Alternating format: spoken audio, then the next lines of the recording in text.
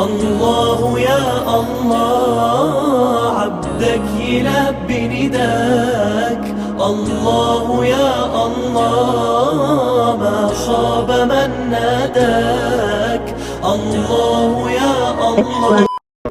السلام علیکم ورحمۃ اللہ وبرکاتہ. دنیا میں لاکھوں کروڑوں کی تعداد میں بکس پائی جاتی ہیں اور بکس ریڈنگ کی ہیبٹ کو بہترین ہیبٹ کہا جاتا ہے. ہر کامیاب انسان کے پیچھے یہ راز موجود ہوتا ہے کہ کہیں نہ کہیں اسے مطالعہ کرنے کا شوق ضرور ہوتا ہے. ایسے ہی تو نہیں کہا جاتا ریڈرز آر لیڈر. پرانے وقتوں سے یہ چیز ہمیں ملتی ہے. اسلامک پوائنٹ آف ویو سے بھی اگر ہم دیکھیں تو سب سے پہلے صحف ابراہیم کا ذکر آتا ہے کہ ابراہیم علیہ السلام کے صحیفے. اگر آپ لوگوں میں سے کسی نے حضرت یوسف کی مووی دیکھی ہے تو اس نے دیکھا ہوگا کہ عزیز مصر کس طرح ایک چھوٹے بچے یعنی حضرت یوسف سے روزانہ رات کو سونے سے پہلے پڑھوایا کرتا تھا اور کتابیں سنا کرتا تھا جس میں پچھلے وقتوں کے قصے کہانیاں ہوتی تھیں اور ان کو مد نظر رکھ کے آنے والے دور کی پریڈکشنز ہوتی تھیں. تو اس لحاظ سے کتاب کا وجود بہت پرانا ہے اور آج بھی اگر ہم دیکھیں تو ڈیولپڈ کنٹریز جو ہیں وہ اپنے ملک کے اندر بک ریڈنگ کی ہیبٹس کو بڑھانے کے لیے ہر وقت کوشاں رہتے ہیں. اس طرح کا تعلیمی نظام پیش کیا گیا ہے کہ لوگ کتابیں پڑھنے کے شوقین ہیں. اگر آپ باہر جائیں گے کسی کنٹری میں، یورپین کنٹریز میں، تو آپ دیکھیں گے ایئرپورٹ پہ بیٹھے ہوئے لوگوں کے ہاتھ میں پانی کی بوتل ہے یا کتاب ہے. ہر بندہ کتاب پڑھنے میں مصروف ہے. بس سٹاپ پہ بیٹھا ہوا بس کا انتظار کر رہا ہے تو ساتھ بک پڑھ رہا ہے. کوئی شخص کہیں پر بھی بیٹھا ہوا آپ کو ملے گا تو اس کے ہاتھ میں پانی کی بوتل اور کتاب ہوگی. بڑی بڑی لائبریریاں نظر آتی ہیں. ایسے ہی اپنے ہمسائے ملک دیکھیں انڈیا میں تو وہاں پر بھی بک ریڈنگ کی جو ہیبٹ ہے اس کو بہت تیزی سے آگے لے جایا جا رہا ہے. لیکن ہمارے ہاں بدقسمتی سے آپ جہاں پر بھی دیکھیں گے نوجوان طبقے کو یا کسی کو بھی بیٹھے ہوئے تو اس کے ہاتھ میں فون نظر آئے گا اور وہ سر جھکا کر آپ کو فون میں مگن نظر آئے گا. یہ ہمارا المیہ ہے، سوچنے کی بات ہے. دوستو تو آئیے دیکھتے ہیں ہم نے کتاب کی امپورٹنس پہ بات کیوں کی. اللہ تعالیٰ نے جب اپنی کریشن سے بات کرنی چاہی تو اللہ نے جو سورس اپنایا وہ بھی بکس ہی ہیں. اللہ تعالیٰ نے انبیاء کے ساتھ کتابیں بھیجی. اللہ نے قرآن میں فرمایا ہے وَلِكُلِّ قَوْمٍ ہاد، ہم نے ہر قوم کے لیے ہادی یعنی ہدایت دینے والا بھیجا. اور اللہ تعالیٰ نے ہر قوم میں اس ہادی کے ساتھ صحیفے بھی بھیجے جن میں سے 4 کتابوں کا ذکر ہمیں قرآن پاک میں ملتا ہے، توریت، زبور، انجیل اور قرآن. اس سے پہلے بھی دوسرے مذاہب کے اندر بھی کتابیں موجود ہیں جیسے رگ وید، یجروید، اور پھر ہندوؤں کی کتابیں بھگوت گیتا، رامائن، اور اس طرح ہر مذہب کے پاس ایک کتاب ہے جس کو وہ الہامی کتاب کہتے ہیں. تو اللہ نے اپنی کریشن سے کنیکشن کے لیے بھی جو سورس اپنایا وہ بکس ہیں. انبیاء کے ساتھ اللہ نے کتابیں بھیجی. ایک ریسرچ کے مطابق اس وقت دنیا میں 4500 ریلیجن موجود ہیں جن میں 4 بڑے ریلیجن ہیں. 2.3 بلین کرسچنز ہیں، 1.9 بلین مسلمز ہیں اور 1.2 ملین ہندوز ہیں اور 15 ملین جوز اس وقت دنیا میں موجود ہیں.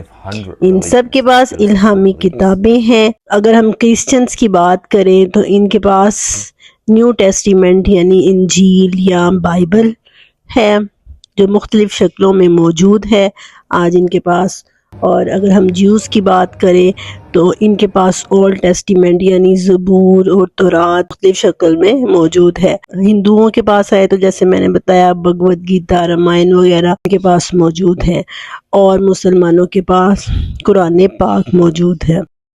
یہ ساری وہ کتابیں ہیں جو اللہ تعالیٰ نے انسان کی ہدایت کے لیے بھیجی. ان کو الہامی کتابیں کہا جاتا ہے اور ہر مذہب کے ماننے والے ان کتابوں کو بہت زیادہ اہمیت دیتے ہیں.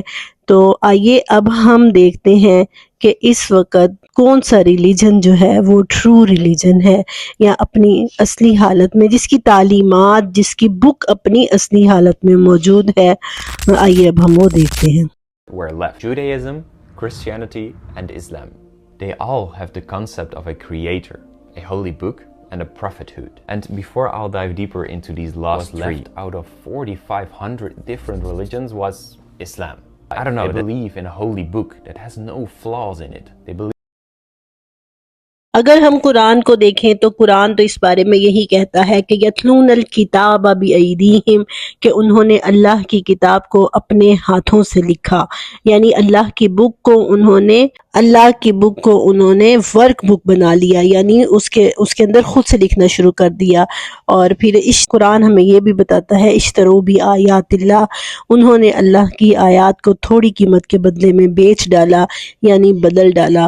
اور اللہ تعالیٰ ہمیں قرآن پاک میں یہ بھی بتاتے ہیں کہ کلما جاءہم رسول، کہ جب کبھی بھی ان کے پاس اللہ کے رسول آئے، سورۃ بقرہ آیت نمبر 101، اللہ کی کتابیں لے کر نبذ فریق منہم، تو ان میں سے ایک گروہ نے اس کو وراء ظہورہم، اپنی پشت پیچھے پھینک دیا، یعنی اس کو فلنگ بیہائنڈ دا بیک کیا، اپنی پسے پشت ڈال دیا، اگنور کر دیا۔ تو یہ سلوک ہمیں قرآن بتاتا ہے ان مذاہب کے لوگوں نے اپنی کتابوں کے ساتھ کیا، جس کی وجہ یہ ہے کہ آج کوئی بھی الہامی کتاب تحریفات سے، چینجنگ سے پاک نہیں ہے، اس کا کانفیڈنس لیول ویک ہے، اس کے ماننے والے یا کوئی بھی ریسرچ اسکالر یہ نہیں کہہ سکتا کہ وہ کتاب ایز اٹ از اسی حالت میں منو ان موجود ہے جس حالت میں وہ اتاری گئی تھی۔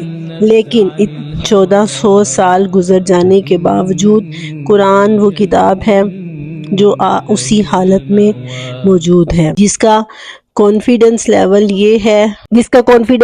یہ ہے کہ انہ لقول فصل وما ہوا بالحزل، یہ قول فیصل ہے، اس میں کسی قسم کی کوئی کجروی نہیں ہے، اور جس کا کانفیڈنس لیول یہ ہے کہ اس کا کتاب کا لکھنے والا خود کہہ رہا ہے کہ لا ریب فیہ، اس میں کوئی شک نہیں ہے، اور پھر اس کا لکھنے والا کہتا ہے کہ اگر تمہیں اس کتاب کے بارے میں کوئی شک ہے تو اس کی جیسی 10 آیتیں ہی بنا لاؤ، اور پھر کہا کہ اس کے جیسی ایک آیت ہی بنا لاؤ، اور اس چیلنج کا جواب آج تک کوئی نہیں دے سکا۔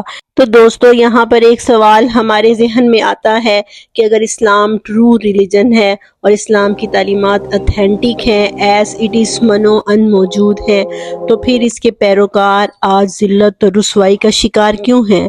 پوری دنیا میں صرف مسلمان ہی ایسی قوم ہیں جو مار کھا رہے ہیں، جو ذلت اور رسوائی کا شکار ہیں، اس کے علاوہ اور کسی بھی مذہب کے ماننے والے یا کسی بھی مذہب کے پیروکار اس قدر مار نہیں کھا رہے۔ اس قدر پستی اور زوال کا شکار صرف اور صرف قرآن کے پیروکار کیوں؟ جب یہود و نصارہ نے اللہ کی کتاب کو بدلا، اس کے اندر تبدیلیاں اور تحریفات کی، تو اللہ تعالیٰ نے ان کو ریموو کر کے یہ منصب، یہود و نصارہ نے جب اللہ کی کتاب کو بدلا، اللہ کی کتاب میں تحریفات کی، اللہ کی کتاب کو پسے پشت ڈال دیا، اس کی تعلیمات کو ماننے سے انکار کر دیا، تو اللہ تعالیٰ نے وہ منصب، اللہ تعالیٰ نے وہ اعزاز، اور اللہ تعالیٰ نے اپنی لاڈلی امت جو ان کو بنایا تھا، وہ منصب اللہ نے ان سے چھین لیا، اور نبوت کا یہ منصب اللہ تعالیٰ نے بنی اسرائیل سے لے کر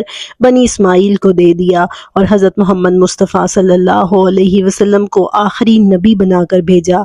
آپ صلی اللہ علیہ وسلم کو اتنی جامع اور رہتی دنیا تک کی تعلیمات دیں، آپ صلی اللہ علیہ وسلم کو جامع اور بہترین تعلیمات دی جو رہتی دنیا تک کے لیے امپلیمنٹیشن جن کی ہو سکتی ہے، اور ان کی امت کو خیر امہ کہا، اور اس کے بعد نبوت کا سلسلہ بند کر دیا۔ اب نبی پاک صلی اللہ علیہ وسلم کے بعد قیامت تک کوئی نبی نہیں آئے گا، قرآن کے بعد کوئی کتاب نہیں آئے گی، اور جب امت محمدیہ صلی اللہ علیہ وسلم نے قرآن کے ساتھ وہ سلوک کرنا شروع کیا جو یہود و نصارہ نے کیا تھا، تو پھر کیا ہوا؟ پھر اللہ تعالیٰ نے مسلمانوں کے ساتھ بھی وہی کیا۔ رسول اللہ صلی اللہ علیہ وسلم کی وہ حدیث کہ قیامت کے نزدیک سورج مغرب سے نکلے گا، اس کا مطلب یہ بھی ہو سکتا ہے کہ اب تیزی سے اہل مغرب قرآن کی طرف آ رہے ہیں، قرآن کو ٹرو مانتے ہوئے وہ قرآن کو اپنا رہے ہیں، قرآن کی تعلیمات کو سیکھ رہے ہیں، اور مغرب کے اندر قرآن فاسٹسٹ گروئنگ ریلیجن بن چکا ہے۔ تیزی سے لوگ اسلام کی طرف آ رہے ہیں، قرآن کو پڑھ رہے ہیں اور اس کو ایکسیپٹ کر رہے ہیں اور اسلام قبول کر رہے ہیں۔ اس کی وجہ کیا ہے؟ ہم نے قرآن کے ساتھ کیا رویہ اپنایا ہے؟ آئیے اس پر تھوڑا سا غور کرتے ہیں کہ ہم نے قرآن کے ساتھ کیا زیادتیاں کی ہیں۔ It is a religion for all. آئیے ہم پہلے قرآن سے ہی پوچھتے ہیں کہ قرآن کس مقصد کے لیے آیا تھا۔ اللہ تعالیٰ نے قرآن میں فرمایا ہے وَلَقَدْ يَسَّرْنَا الْقُرْآنَ لِلذِّكْرِ فَهَلْ مِن مُدَّكِّرٍ، ہم نے اس قرآن کو نصیحت حاصل کرنے کے لیے آسان بنا دیا ہے، تو ہے کوئی جو اس سے نصیحت حاصل کرے، جو اس کو سمجھے؟ اور پھر اللہ تعالیٰ نے قرآن پاک میں ہی فرمایا ہے الذین آتیناہم الکتاب یتلونہ حق تلاوتہ، جن کو ہم نے یہ کتاب دی ہے، یہ قرآن دیا ہے، وہ اس کی اس طرح تلاوت کرتے ہیں جیسا کہ اس کی تلاوت کرنے کا حق ہے۔ اور قرآن پاک میں اللہ تعالیٰ نے فرمایا کہ اذا تلیت علیہم آیاتنا، کہ جب ان پر ہماری آیات کی تلاوت کی جاتی ہے زادتہم ایمانا، وہ آیتیں ان کے ایمان میں اضافہ کر دیتی ہیں۔ اور سورۃ فرقان کے اندر عباد الرحمن کی خوبیاں بیان کرتے ہوئے فرمایا کہ لم یخروا علیہا صما و عمیانا، کہ قرآن کی آیتوں کو وہ اندھوں بہروں کی طرح ہی سمجھتے۔ قرآن کی آیتوں کے ساتھ گونگے بہرے والا رویہ نہیں ہوتا، بلکہ ان پر غور و فکر کرتے ہیں۔ اور پھر اللہ تعالیٰ نے فرمایا ما انزلنا علیک القرآن لتشقی الا تذکرۃ لمن یخشی، کہ یہ ڈرنے والوں کے لیے ایک نصیحت ہے، ایک ہدایت ہے، اور بارہا قرآن میں کہا لعلکم تہتدون، تاکہ تم اس سے ہدایت پاؤ۔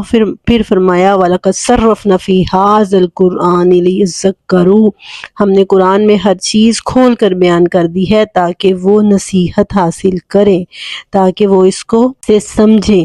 اور پھر نبی پاک صلی اللہ علیہ وسلم کی بعثت کا مقصد بھی یہی فرمایا کہ هُوَ الَّذِي بَعَثَ فِي الْأُمِّيِّينَ رَسُولًا مِّنْهُمْ يَتْلُو عَلَيْهِمْ آيَاتِهِ وَيُزَكِّيهِمْ وَيُعَلِّمُهُمُ الْكِتَابَ وَالْحِكْمَةَ، کہ میں نے نبی ان میں کیوں بھیجا کہ وہ ان کو اللہ کی آیات سکھائے، ان کو علم سکھائے اور ان کو حکمت سکھائے اور ان کو پاک کرے۔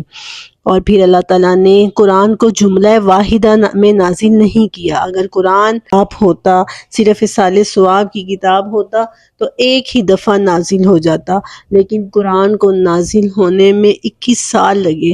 حضرت عائشہ رضی اللہ تعالیٰ عنہا کے پاس ایک عراقی آیا اور آ کر اس نے قرآن کی ترتیب پوچھی کہ اگر میں قرآن کی آیتیں آگے پیچھے پڑھ لیا کروں تو اس میں کوئی حرج تو نہیں ہے؟ تو حضرت عائشہ نے فرمایا کہ نہیں، اس میں کوئی حرج نہیں ہے۔ پھر انہوں نے بتایا کہ قرآن 10 سال مکے میں نازل ہوا اور 10 سال مدینے میں نازل ہوا۔ مکے میں ایمانیات کے متعلق صورتیں نازل ہوئیں جس سے ہمارا ایمان تازہ ہوتا تھا، ہمارے ایمان میں اضافہ ہوتا تھا، عقیدہ آخرت ہمارا پختہ ہوا، عقیدہ توحید پختہ ہوا، عقیدہ رسالت پختہ ہوا۔ اور پھر جب ہم مدینے میں آئے تو پھر شریعت کے احکامات نازل ہونے شروع ہوئے۔ شراب کی حرمت اگر مکے میں نازل ہو جاتی تو ہم میں سے بہت سے لوگ کہتے کہ ہم شراب نہیں چھوڑ سکتے۔ پردے کا حکم اگر مکے میں نازل ہو جاتا تو بہت سی عورتیں کہتی ہم پردہ نہیں کر سکتے۔ 5 وقت کی نماز کا حکم اگر مکے میں نازل ہو جاتا تو بہت سے لوگ نماز پڑھنا اپنے اوپر بوجھ سمجھتے۔ لیکن جب ایمان مضبوط ہو گیا پھر اللہ تعالیٰ نے یہ احکامات نازل کیے، لوگوں نے جوک در جوک اور آگے بڑھ کر ہر اول دستے کی طرح ان احکامات کو تسلیم کیا، دل سے تسلیم کیا، مانا ان احکامات کو۔ تو قرآن ایک پریکٹیکلی بک ہے، اس پر پریکٹیکلی عمل کرنا ہے، امپلیمنٹیشن ہونی ہے اس کی، اسی لیے اللہ تعالیٰ نے اس کو جملہ واحدہ میں نازل نہیں کیا۔ ایسے ہی ایک صحابی رسول حضرت یعلا نبی پاک صلی اللہ علیہ وسلم کے پاس آئے جب آپ صلی اللہ علیہ وسلم ایک سفر میں تھے، سفر حج میں تھے، تو انہوں نے اس خواہش کا اظہار کیا. حضرت یعلا بن امیہ ہے، تو انہوں نے اس خواہش کا اظہار کیا کہ کاش میں دیکھتا جب نبی پاک صلی اللہ علیہ وسلم پر وحی نازل ہو رہی ہوتی تو میں اس کیفیت کو دیکھتا. نبی پاک صلی اللہ علیہ وسلم ایک جگہ پر رکے تو صحابہ کرام نے آپ کے اوپر سائے کے لیے ایک چادر کر دی. تھوڑی دیر میں ایک شخص آپ صلی اللہ علیہ وسلم کے پاس آیا اور آپ سے پوچھنے لگا کہ اللہ کے رسول، اگر ایک شخص نے خوشبو میں لپٹا ہوا ایک جبہ پہنا ہو تو کیا وہ اس جبے کو پہن کر اس کے اوپر احرام باندھے اور پھر وہ عمرہ کر سکتا ہے؟ تھوڑی دیر بعد نبی پاک صلی اللہ علیہ وسلم پر وحی کی کیفیت طاری ہوئی. وحی کی کیفیت طاری ہو گئی. صحابہ کرام کو پتہ چل گیا. آپ صلی اللہ علیہ وسلم پسینے سے شرابور ہو گئے. حضرت عمر فاروق نے حضرت یعلا بن امیہ کو بلایا کہ آؤ دیکھو نبی پاک صلی اللہ علیہ وسلم پر وحی کی کیفیت ہے.